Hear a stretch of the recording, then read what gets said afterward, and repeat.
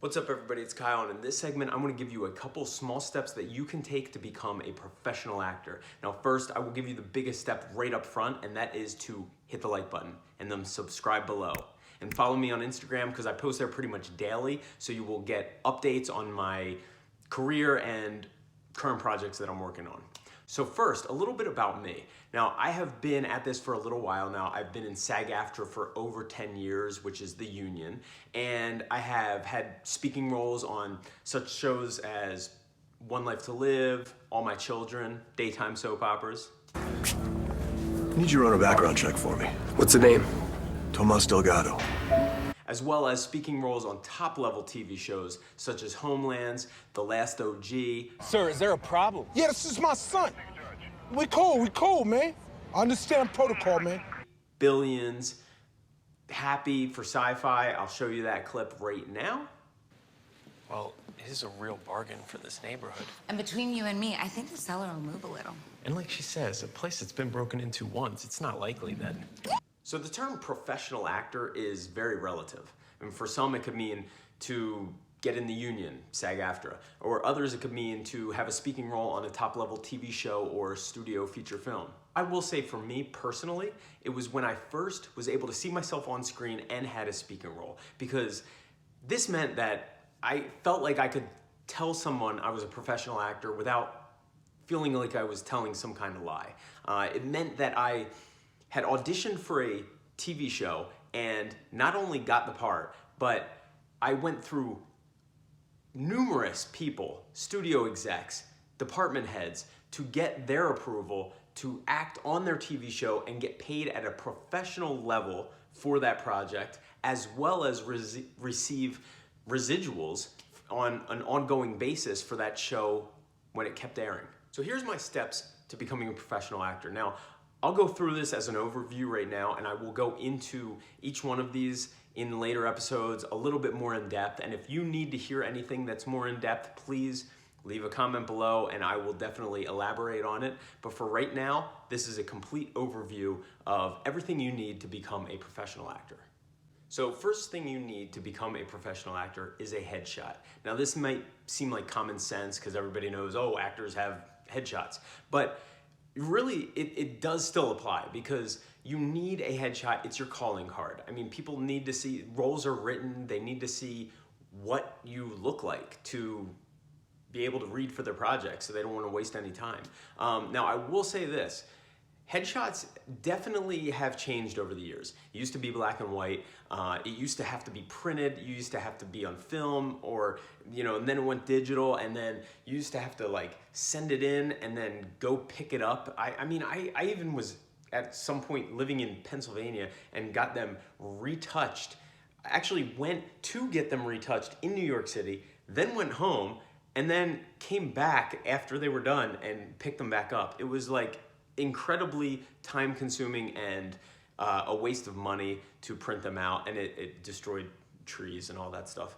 But now I'll show you a current one I'm using, and I can't show you on paper because that's a current headshot that I got, but I don't even have any of them printed out because they're not printed out anymore. We just get them because everything's digital. I mean, the industry finally caught up. Now I will say, as far as price-wise, you don't want to get any of these. Like, they should be professional. You don't want to get any that are like shot on your iPhone or like by your mom or something. You really want to pay a professional photographer. If it's anything over $1,000, I would probably say it's too much. I mean, they were sub 1,000 or like right around there, but I got some great shots and some great looks. So keep it between the $400 and $1,000 range. If it's anything more, it's just a waste of money. And you know, if it's like $100 or something, the guy's probably not that good. Just go with something that you really like the pictures, because you're gonna be the one living with it, and it's really down to you to decide. And also, it's not really a glamour shot as far as how it should look. It's not you on your, like, going to the Oscars. It's kind of you on your type. You know, it's like, what would I read for? I'd read for detective, lawyer, teacher, Wall Street guy, like militiaman, soldier. Make it reflect that. You know, don't make it be like I don't, something that you're not. make it be your type, what you think you would go out for. Trust me, it'll be much easier. So number 2, get into an acting class. Now, I would say if you're interested in film and television, get into a film and television class. If you're interested in theater, get into a theater class. If you're interested in Shakespeare, get into a Shakespeare class. For me, I'm still in class right now. I mean, it helps with my memorization. It's geared towards film and television. However, you know, it's an on-camera acting class. I have, when I first started out, worked on everything from the classics because I just feel like the scenes are, they're harder. They're gonna prep you more and get you out of your head. So they will prep you more for becoming a professional actor and not having the self-consciousness of thinking, you know, of what you're doing when you're working on it, of just being focused and really getting out of your head. So I would say in the beginning, take anything, take improv, take theater, take everything you can. But if you're interested in film and television, end up getting into an on-camera class. Because when I worked in, you know, theater classes when I first started, I mean, coming into a one-page audition for 3 to 10 lines was a piece of cake. So I would really start with that and then gear it more towards what you're looking to work in, what field. I can remember when I was first starting out and I was coming up from Pennsylvania to New York to meet a casting director and pay her to watch me work on a scene just in hopes that she would give me a job someday.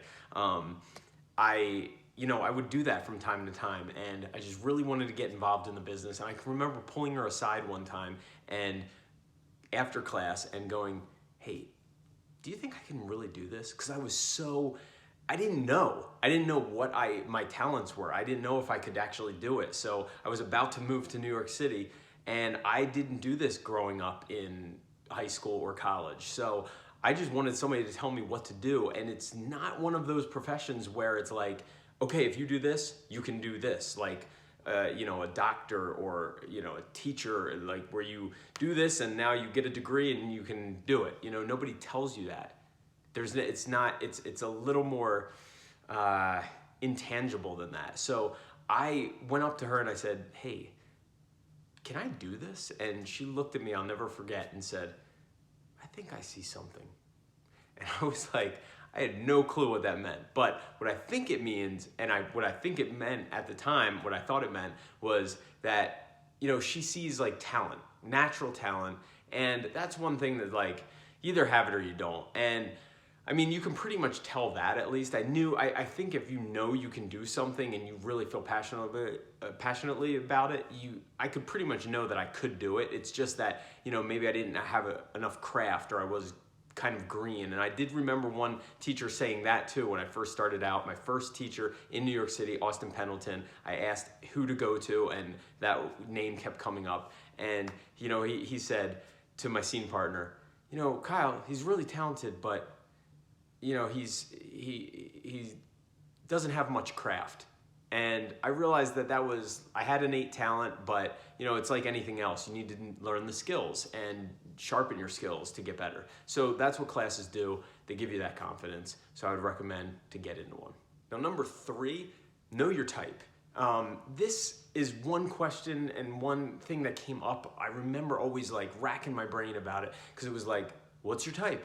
Know your type. And I mean, honestly, it's pretty easy. I used to give it a lot more thought than it needed, but my type, when someone wants to become an actor, they think they can do everything. And you probably can to some extent, but like when you're first starting out, for me, I'm gonna play a husband, a soldier, a teacher, a lawyer, a Wall Street guy, something like that, a cop. And I get that a lot because, honestly, it's like when you're first starting out, you're not gonna get those meaty, juicy, roles where, studios are having budgets of, $20 million to make this picture, $40 million. Like, you're not gonna get that. You're gonna build up the trust with the casting directors, with the producers, with the directors. So, like, you need to know your type, and it's just so that you can help the casting directors do their job, which is make their job easier to be like, oh yeah, Kyle, we can bring him in for this. So, I mean, for instance, for me, know your limitations, know your type. I know that right now I'm probably at the next level up, which would be going from co-star to guest star and series regular, and that's the level up for me. I'm not gonna be a series lead on a network right now. I'm not gonna be a studio lead in a feature film. So I know that that's my limitations for the type of roles I can get. I mean, obviously you can dream big and everything like that, but to be realistic and keep moving the needle forward in your career, know your type. You know, everybody can see me playing one of those kind of roles. Now, if they're looking for like a ex-con that has tattoos everywhere, or a drug addict that's like scrawny, and yeah, you can say, okay, yeah, you can paint tattoos on me, or like, I can be some scrawny drug, I can starve myself and be a method actor and all that stuff. But it's like, no, there's gonna be other people out there that can get hired like that's their type. So that's all I gotta say about that. Know your type, know what you can really play right now at this moment. So number 4, get to know casting directors. They're the gatekeepers. I mean, it's the low-hanging fruit. They're the ones that are easily accessible. If you're in New York or LA, they do a lot of workshops. You have to pay a little bit. They call it pay for play, but like, it's a small amount of money. You can go read in front of them. And if you're really new starting out, you can contact them directly, because if you don't have an agent, it's like, what else are you gonna do? So you can get to know these guys. I would definitely pick the casting directors that are working on projects that you wanna work on. If it's film and if it's theater, get to know the theater casting directors in town. Now, if you're in a smaller market, it's usually 1 or 2 casting directors in the whole place. In New York City and LA, it's a lot bigger, in Atlanta. But you know, when I started out in Philly, it was like 2 casting directors, and one of them casted 90% of the stuff. So you can get to know them by taking classes with them or doing workshops. And so get to know the casting directors that are casting the projects. Number 5, find an agent. Now, agents need actors. So find an agent that either deals in theater or film and television, if you want to get in film and television, and look for agents that are getting their actors onto projects that you want to work on, and they're the level size roles that you would be right for. Don't, you know, be realistic. I mean, the CAAs, the William Morris Endeavors, it's like a lottery pick getting with those guys by chance, but really look for the ones that are either mid-level, you know, or something like that are getting people onto projects that you would like to work on. And, you know, if you want to be able to realistically get a couple co-stars and guest stars, then that are getting those type of level of roles for their actors on those projects.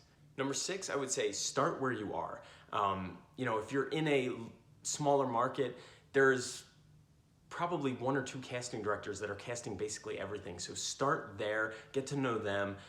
You know, I started out in Philadelphia. They had like 1 or 2 projects coming around every year, but I was able to actually get seen for anything I was right for in those projects, because, you know, they just didn't have, their pool of actors was a lot smaller too. So I would start where you're at to see if you really like the business and, you know, get involved that way. So these are my steps to becoming a professional actor. Again, don't overthink it like I did, like I know a lot of my friends and other actors do. Just really follow these steps. This is coming from a professional actor that has done this. It's a long game. Don't think about it as trying to get overnight stardom or anything like that. Get your steps in order and build your career. And, you know, I've become a professional actor. I can confidently say that, and it's a really good feeling, and anyone can do it. I believe that you can just hone your skills, get your stuff in order, meet the right people, and just keep plugging away, and you will get to the level of a professional actor, whatever that means to you. So thank you very much for tuning in. Again, hit the subscribe button, like this, share this if you think it's some good content and information. Follow me on Instagram, and I'll see you next time.